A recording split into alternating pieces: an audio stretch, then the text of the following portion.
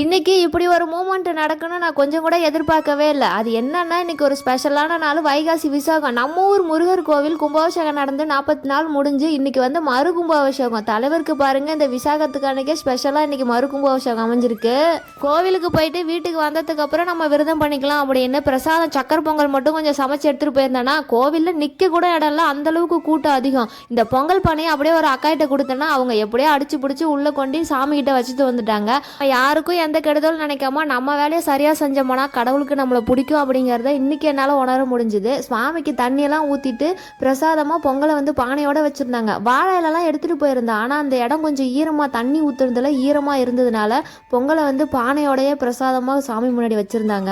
கோவிலுக்கு போகும்போது மனசே சரியில்லை. அதை எப்படி உங்ககிட்ட சொல்கிறதுன்னு தெரியல. உங்கள் எல்லாருக்குமே நல்லா தெரியும்னு நினைக்கிறேன். இந்த யூடியூப் ஸ்டார்ட் பண்ணதுக்கு அப்புறமா நிறைய சகோதர சகோதரிகள் கமெண்ட்லேயே இருக்கட்டும், நேரில் பார்க்கும்போது இருக்கட்டும், அவ்வளோ சப்போர்ட்டிவாக பேசுகிறீங்க. உங்கள் கருத்துக்கள் வந்து அவ்வளோ பாசிட்டிவாக இருக்குது. அதெல்லாம் காதால் கேட்கும்போது கொஞ்சமாவது மனசுக்கு நிம்மதியாக இருக்குது.